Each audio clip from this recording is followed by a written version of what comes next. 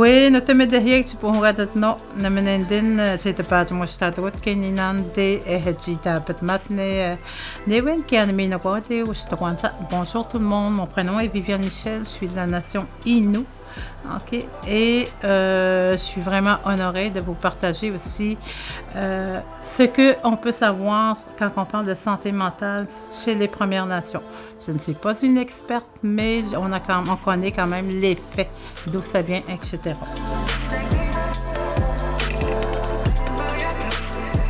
Quand on parle de médecine traditionnelle et contemporaine, je pense je vais revenir encore avec le mot respect. Je vais revenir encore avec le mot respect. Okay? Le respect des différences est vraiment important, mais sans autant rejeter l'un ou l'autre. Okay? L'autre est autant, la médecine contemporaine est autant importante.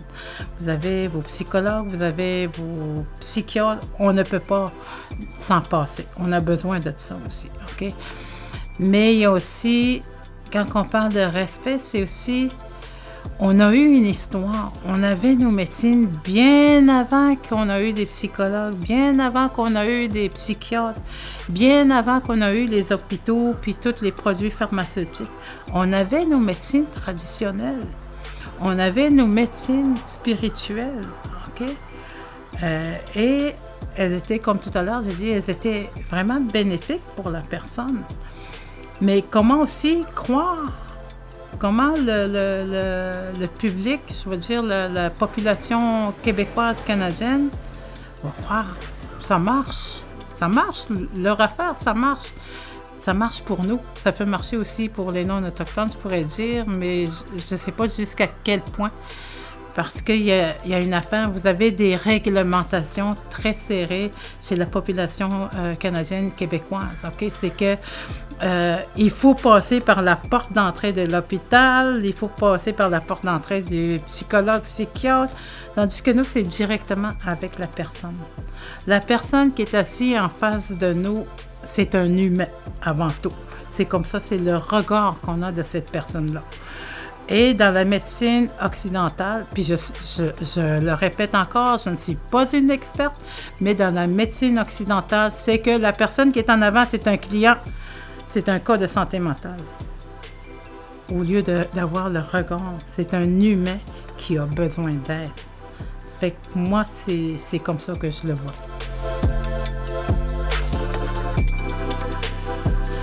Comment la santé mentale, elle est perçue dans les communautés? Je pense que de plus en plus, avec tout ce qu'on est témoin, quand on parle de comportement de santé mentale, on parle des mots. Les mots, c'est vraiment M-A-U-X, OK? Quand on parle des mots, il y a plusieurs facteurs d'où ça vient. Chez les Premières Nations, si on recule dans le temps, tout vient en rapport avec les traumatismes que les gens ont connus. L'histoire des pensionnats, l'histoire de la violence, l'histoire de l'abus d'alcool, de drogue, etc. Où est-ce qu'on est interconnecté chez les Premières Nations? Comment on le perçoit? Je pense qu'on est plus résilient par rapport à ça et on est juste témoin, comment dire, comme dépassé justement par cet enjeu-là, cette problématique-là chez les Premières Nations. Comment on va faire face à cette problématique-là quand on parle de santé mentale? Et qui peut nous aider là-dedans? Parce qu'on est vraiment... on est dans une ère où est-ce qu'on est vraiment dépassé. OK? Maintenant, comme on connaît le topo général des Premières Nations, on a beaucoup de problèmes de consommation. Avec toutes les drogues, toutes ces cochonneries qui circulent maintenant et dans une communauté, au coin de la rue, tu peux avoir ça facilement dans les communautés. Donc, on n'est pas encore confronté à avoir des réglementations assez sévères pour stopper cette problématique-là de vente ou etc. Ça fait que chez nous, on n'a pas de psychiatre. Okay? On a besoin de cette expertise-là dans les communautés. On a besoin des établissements aussi qui seraient vraiment adaptés aux Premières Nations. Donc, je vais revenir plus tard quand même avec les médecines qu'on peut apporter pour aider justement cet enjeu-là.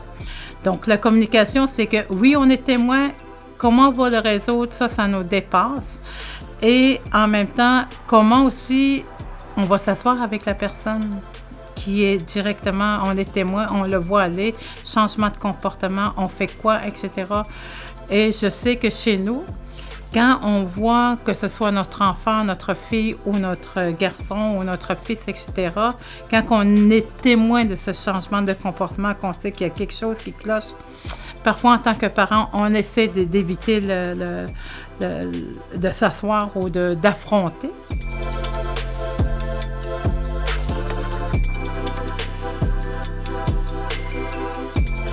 OK, les défis que l'on rencontre avec le système occidental aujourd'hui, est-ce que c'est un défi? Oui, peut-être parce que, reprenons un peu l'histoire des Premières Nations, qu'elle n'est pas complètement connue chez les non-autochtones, chez nos voisins, comme on pourrait dire. Et on porte longtemps l'étiquette aussi, moi je l'ai connue avec Femmes autochtones du Québec, dans le cas des femmes autochtones disparues, assassinées, quand le système ne s'applique pas parce qu'on est des femmes autochtones. Donc il y a cette discrimination qui est comme omniprésente. Je dirais les défis, ce serait plutôt nous, en tant que Première Nation, comment on va faire confiance. Parce qu'on a tout le temps vécu ces formes discriminatoires quand on est autochtone. On a vécu justement les regards qui, personne ne va nous croire parce qu'on est des autochtones, ou bien non, on est déjà catégorisés. OK? Ça, c'est le défi qu'on peut rencontrer, nous, en tant que Première Nation. Faire confiance, justement, au système occidental aujourd'hui.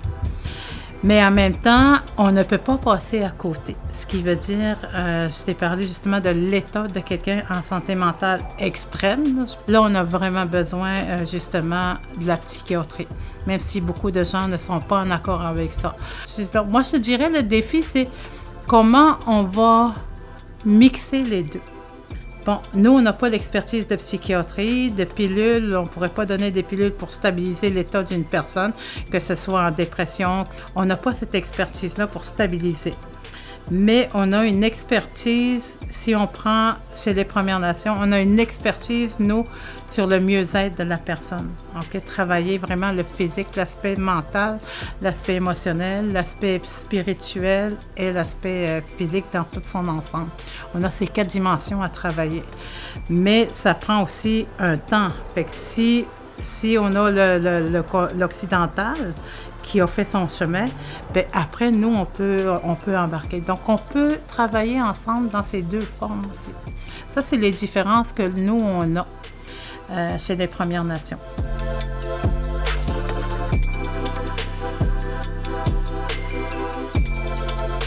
Qu'est-ce que le système occidental peut apprendre des Premières Nations? Je pense, avant tout, ce serait vraiment de respecter les différences, justement, dans la façon de faire, OK? Mais aussi, comment on pourrait s'unir ensemble. Comment on peut travailler avec leur expertise en incluant notre expertise. Ben, je dis expertise, mais c'est plutôt notre croyance de façon de faire.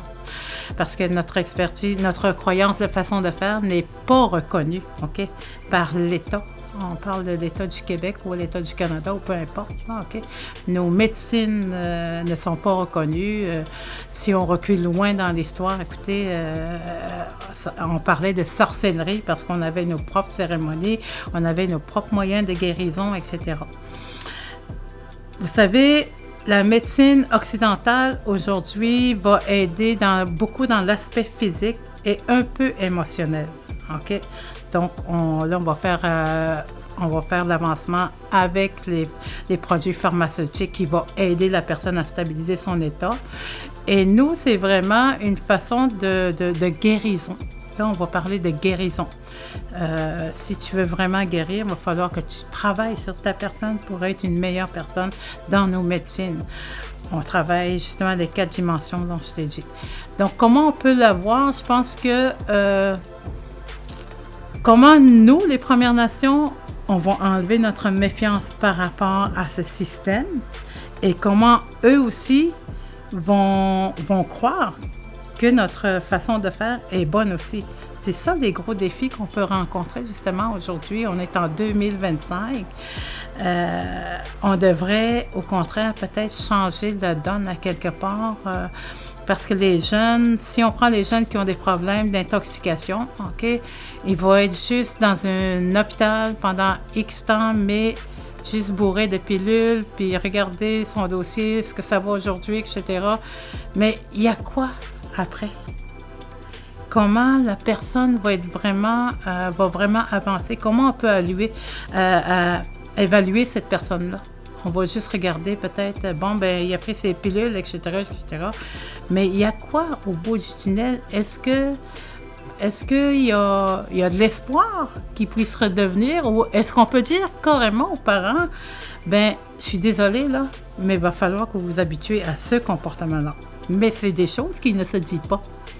Pourtant, le parent, peu importe le parent, la famille, la sœur, le frère, ont des attentes. Est-ce qu'il va redevenir comme avant? Mais il n'y a pas personne qui le dit. De quoi est-ce qu'on a peur? Parce que chez nous, on dit les vraies choses. On n'a pas peur parce que c'est mieux de savoir que ça fasse mal ou pas, mais on va être au moins conscient que oui, il y a de l'espoir qui redevient ou non, on fait avec dans son comportement, etc. Je dis toujours, quand on parlait de mots tout à l'heure, OK, les mots, il y a différentes stades. Moi, c'est mon impression, là. Je sais qu'on travaille beaucoup avec les experts, ils vont vous en partager pendant votre rencontre. Mais moi, je trouve qu'il y a des stades de dépression, etc. Il y a des dépressions mineures, des grosses dépressions, etc. Ça amène beaucoup, beaucoup de travail. Bon, il y a des choses que nous, les Premières Nations, on ne pourra pas faire. OK? Peut-être stabiliser émotionnellement la personne avec de la médication. On ne peut pas prescrire des médicaments, non. On a des médecines, par contre, qui fait bien à l'âme. Là, on va aller plus intérieurement, nous, dans nos médecines. Quand on parle de sweat loss, beaucoup axé sur l'apprentissage, beaucoup axé sur la prise de conscience. C'est beaucoup axé aussi sur le mieux-être. Quand je parle du mieux-être, c'est que pour avoir une meilleure vie que ce que tu as aujourd'hui, il y a un travail à faire quotidiennement.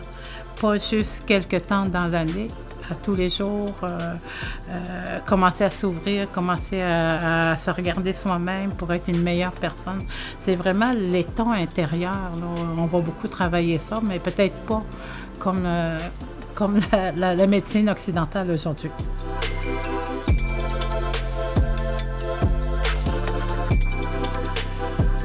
Bon, comment on peut s'assurer que la transmission, justement, se refasse de nos médecines? OK. Je pense qu'on est témoin, justement, des résultats. On est témoin des résultats du mieux-être des personnes. Et on pense toujours que ce sont tous les aînés qui font. Les aînés ont leur expertise. On parle de médecine traditionnelle naturelle. Comment faire les tisanes. On parlait de tisanes tout à l'heure sur la dépression nerveuse, le cancer, etc. Eux autres, nous, de plus en plus, on donne des formations dans des communautés. Bon, si des jeunes, ça leur tente justement d'être formés pendant X temps dans des projets, évidemment, pour la médecine traditionnelle, ils vont suivre. Puis il y en a toujours, on dit toujours, il y a 5% du monde qui réussissent ça. Puis il y en a toujours 2-3 qui peuvent continuer. Dans un cours qui s'est donné dans la médecine, justement, naturelle, on a une doctoresse qui est de mon âge. Okay? Moi, j'ai 18 ans, puis elle aussi, elle a 18 ans. Mais elle est doctoresse, là. Sa mentor est décédée il y a 3 ans déjà, mais ça a été une madame qui connaissait toutes les médecines qui viennent du territoire, des plantes, etc., des tisanes, des racines, tout ça. Fait qu'elle est quand même assez solide et elle le retransmet encore à qui le veut. Elle s'est fait un petit atelier chez elle, puis les gens, s'ils veulent venir voir comment on prépare les médecines, elle ouvre la porte à n'importe qui. Fait que c'est quand même bien. Et si on va dans l'aspect spirituel, ben beaucoup de gens maintenant sont beaucoup dans la spiritualité. Ce qui veut dire ils viennent goûter la spiritualité, ils viennent faire une sweat loss, puis ils sentent le bien-être et ils continuent dans leur chemin. Eux autres appellent ça le chemin rouge. Okay? Quand on est dans la spiritualité, on va travailler avec la sauge, la purification, etc., tous ces instruments-là qui servent aux cérémonies. Et après, eux deviennent comme ça parce qu'il y a des objets qui vont venir. Exemple, quand on parle de porteurs de calumet, les gens vont recevoir quand ce sera le temps. On ne court pas après ces personnes, ces choses-là. On ne devient pas leader spirituel, OK? Fait que on ne choisit pas, on ne va pas courir pour être leader spirituel. C'est les choses qui vont venir quand ce sera le temps. Ce qui est quand même bien, ce que j'aime, quand on parle de la spiritualité autochtone, je suis sûre et certaine et je suis convaincue que c'est vraiment notre spiritualité, se réapproprier de notre spiritualité qui va vraiment aider mon peuple à sortir de tous ces mécanismes, qu'on parle de mots, M-A-U-X, okay, qu'on parle de dépression, qu'on parle de toutes ces choses-là, je suis certaine. Parce que quand, une fois tu es dans la spiritualité, tu es dans la médecine traditionnelle, ça t'amène à travailler sur ta propre personne, à être une meilleure personne dans les 4 dimensions. Pas pour les autres, mais pour toi-même. Donc, il y a des beaux résultats. Il y a des beaux résultats à l'intérieur des communautés. On a comme 2 genres de médecine. La médecine naturelle avec les plantes. On a la médecine spirituelle aussi, qui est très bénéfique pour une personne.